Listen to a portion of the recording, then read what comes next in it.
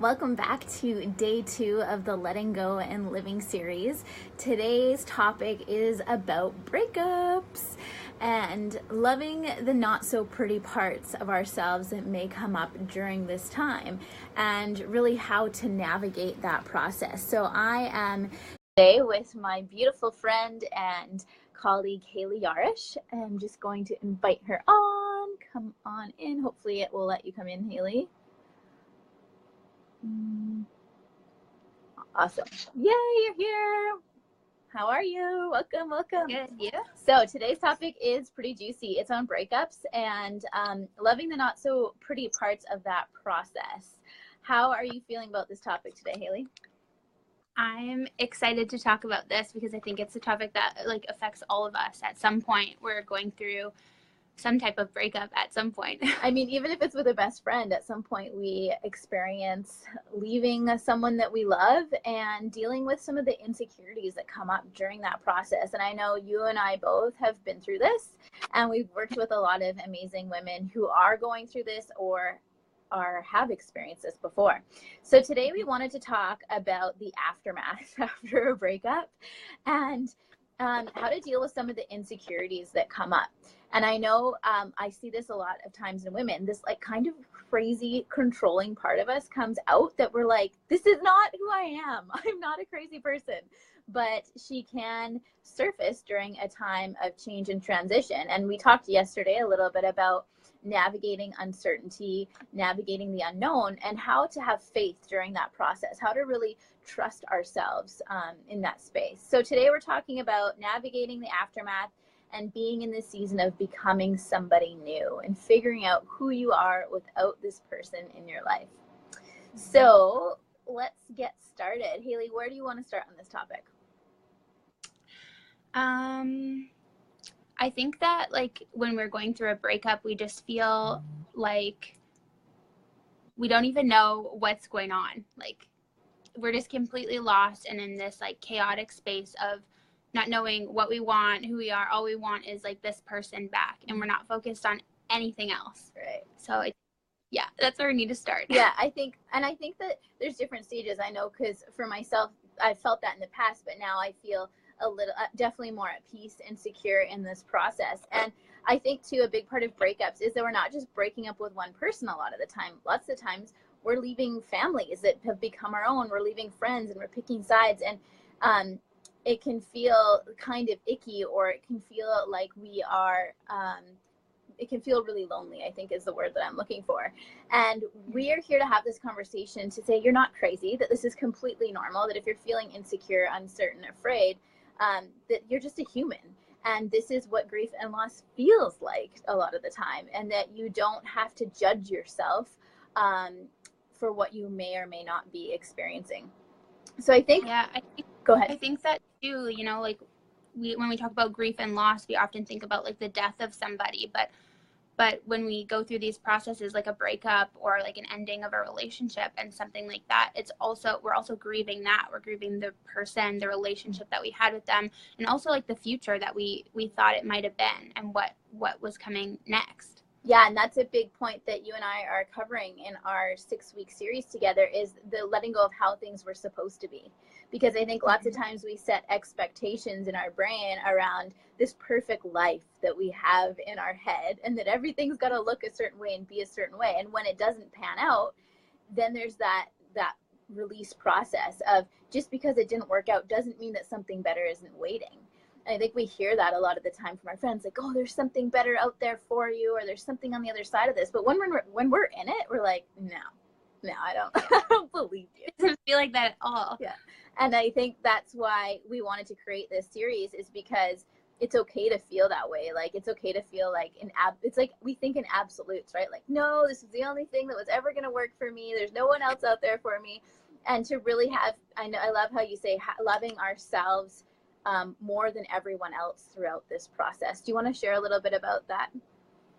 Yeah, I think when I was going through this, when I was going through my breakup, one of the most significant questions that I was asked, you actually asked it to me, and you asked me, what can you or what would it look like if you loved yourself more than you loved him right now? And can you do that? And I was like, whoa, like, can I? I wasn't sure, like, at that time if I could, and like what that looked like. And that really made me reflect on how I was showing up for myself, and what came after that. And it shifted things for me in terms of not just my relationship, but all areas of my life. Like, if I love myself the most, would I still be here? Would I still be sitting at this job I hate? Would I still be putting up with this person that didn't treat me right, whether it's a relationship or a friendship or anything? I love that you said that, because I think a lot of the women that I know I attract are natural givers, and they don't want to disappoint people. They're more worried about everybody else than themselves. And a breakup is such a sensitive, intimate time when it is a time to be selfish. It's a time to take up space with your friends and need to talk about what's going on. And I know that when you and I were working through this together, it was a lot about like, I feel responsible for these other people in my life. I don't want to let anybody down. And I know that holds people back from following what their soul is calling them to do. You may love somebody so much, but your soul is telling you that it's not in alignment right now, that there's more out there. And I know for me, I have held back on doing things in the past because I don't want to disappoint people. But in the long run, the people that love you most want you to be selfish during this time. They want you to do what it takes to make you happy. I love what you girls are talking about. Thank you. I'm glad. And the universe knew I needed this today. Yeah, this is a topic that is sometimes maybe left in the dark because it can feel icky to be in this space, but we're really here to show you the opportunity that this space holds, that what I've been calling, you're in the season of becoming, you're in the season of letting go of who you were and becoming someone new. And there's huge opportunity there, but it does take being vulnerable and allowing yourself to release some of the not so pretty parts of ourselves. Yeah, I think it's like an extremely emotional time when we're going through this breakup, but it can also be like a tremendous opportunity for life-changing growth and a connection to ourselves. And really, we're letting go of one relationship, but then we're also like cultivating a new relationship with ourselves, and that just like betters like the future for us in our relationships and in every area of our life. And I like this question that we're circling back to is, as much as you love the other person, can you love yourself just as much right now, even in those not so pretty parts? So we've been talking a little bit about being in this season of becoming and having to let go, or part of you needs to kind of like die and release in order for you to become this new person. Can you tell me what that experience has been like for you, Haley, like letting go of who you were and becoming more of who you are? Yeah, I think it was like a long process, and during it I didn't really know what was happening or that it was even really going on. And now, like, in hindsight, looking back, I can kind of add up all the pieces and see like, okay, this happened for a reason. These things didn't happen to me, they happened for me. And I can now see that all of these things happened for me to come into this place now. But in the process, it wasn't always like that. So having somebody there to help guide me along my way and to really help me check in and why this is happening and what I'm feeling, and that I don't need to keep going back to those places was like essential. It's like learning how to stand on your own 2 feet a little bit, because I saw this visual today of like, when you're in between who you were and where you want to be, it's this in-between stage where sometimes it doesn't feel like a lot of movement is happening. And it's definitely a time of like preparation and self-care for sure. But I think it's too like working with the mind and believing in yourself, because we're so good at believing in everyone else. Like, yeah, oh my goodness, these people are amazing, they can do anything. But in this tender time of transition, it's learning how to believe in yourself again. And it can, like you mentioned before we started, it can bring up some stuff from the past. Do you want to share a little bit on that? Yeah, I think that, breakups and any type of grief and loss, especially breakups, can bring up the loss from the past that we haven't dealt with. So I think, like, for me, a lot of my loss, and like the loss of my dad and the loss of a few other people in my life, came before my breakup. And then when my breakup happened, it was kind of like all that loss and that grief that I hadn't really dealt with or completely healed came up, and it just compounded the grief and loss that I felt when I was going through that breakup. And then in that, I realized that, I was grieving all these losses, but then I also developed like a fear of losing people. And that kept me like really stuck and paralyzed for a long time, because it wasn't really clear what I was trying to completely let go of. And then I did realize that it was this fear of losing people in my life and not wanting to feel that like pain anymore. And I know we talk about like the key to your freedom is just to feel the fear. And one thing you said around that was what happened with me was experiencing loss. It's like your nervous system goes into this fight or flight mode of preparing. Like you'll hear people say, what else do you got for me, universe? Like throw it my way. And you'll hear people say that, and the universe is like, all right, well, if you want more, I'll send you more.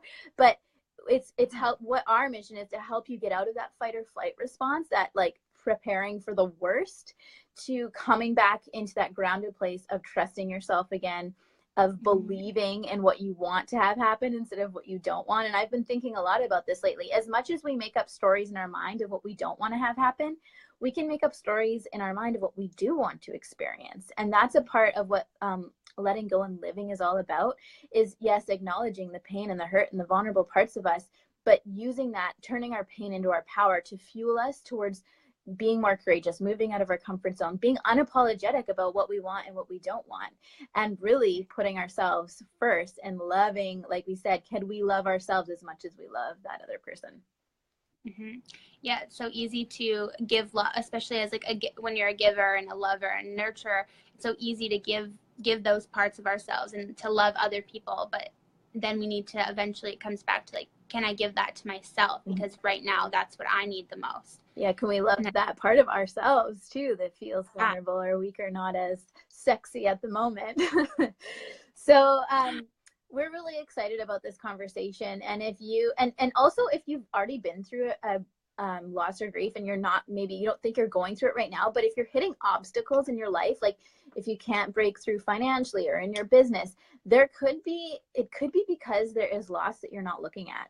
And I know that was the case for me with one of the clients I'm working with right now. Is she was doing all the right things for healing, but it just, things weren't clicking yet. And that was because there was this underlying grief that she didn't even know she had that needed to be released. And that's what we're really excited about in this program, is that, you know, sometimes we're like, I know I need to let go of something, but I don't know what it is.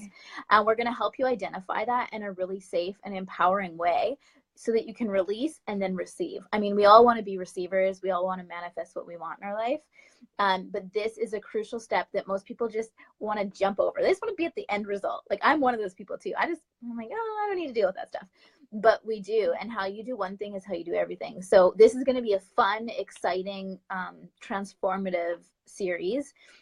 It's starting in March, and it's 6 weeks with Haley and I, that we're gonna show you how to navigate this letting go from a place of grace and power, turning your pain into your power. Were you gonna add something? Sorry, I think I cut you off.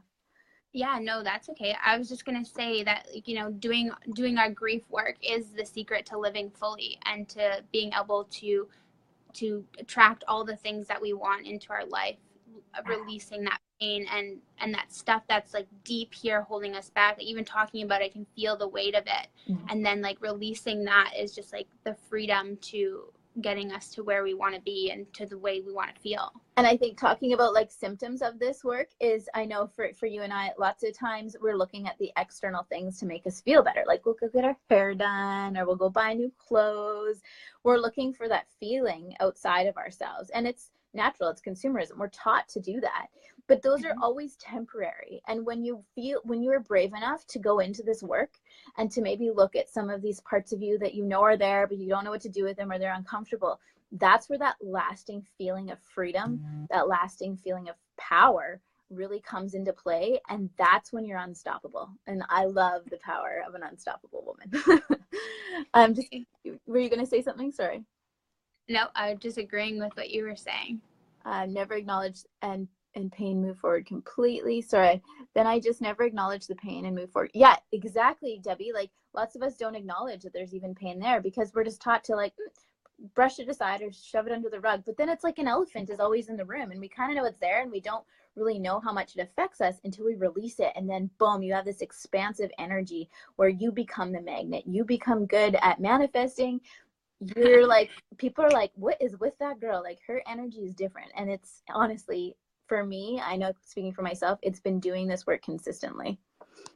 Yeah, it's really taking that time to like sit with yourself and to unpack all the things that you need to unpack so that you can really become that version of yourself that you that's inside there, and you know that you have in you, but And you need to release that in order to become that. yeah, and embodying her, and spending as much time with who we're becoming as the loss and the grief. And that's what I love about this program. It's not just about letting go, it's about who we are becoming and doing what it takes and being witnessed in that. Because like, we can visualize, but when someone holds that vision for you, you're like, I got to do this now. Like, I am really so checking up on you, holding you to it, and mm-hmm. making sure that you know you're standing in your worth, really. Yeah. and owning that powerful part of you, because it's in there, and it's just finding it, and then finding your way of sharing that. Yeah, I love that you're worthy of wanting that. And it's funny because once we start to question that, once we start to think like, maybe I'm worthy of more, the universe will bring experiences in to show you. Like, it's like opens a door and it's like, have a look at this. And you're like, whoa, that's what I wanted. And it's like, yeah, because it's real. And it's cool because that woman we want to become, she already exists. She's already in real time. And this process is just a matter of us getting you there to become her quicker. So fires me up. So if you guys are interested in this program, go to jackiemcdonald.ca/lettinggo. You will get the two of us for 6 weeks in your life to help you build you up, help you heal, and to really send you out into the world feeling unstoppable and letting go with grace and ease, and honoring the time that it takes to do this work. So make sure you go check it out. We'll post the link below. Is there anything else you wanted to share before we end off, Haley? I just wanted to thank everyone who's already sent us messages and reached out and talked about your loved ones. We talked about grieving loved ones yesterday. So anybody who doesn't want to talk about it publicly, we're open to receiving those messages. And I'm so grateful for the ones that we've received already. Yes, it is an honor to hear your guys' stories and to hold that space with you all. And I think tomorrow we're going to be talking about letting go of how things were supposed to be. So our attachments to the ideas in our head, and being open to the magical moments, the gifts that the universe really has for us waiting. Mm-hmm. So, yeah. All right, guys, we'll see you tomorrow. Same time, same place, and have a beautiful day. We look forward to hearing from you.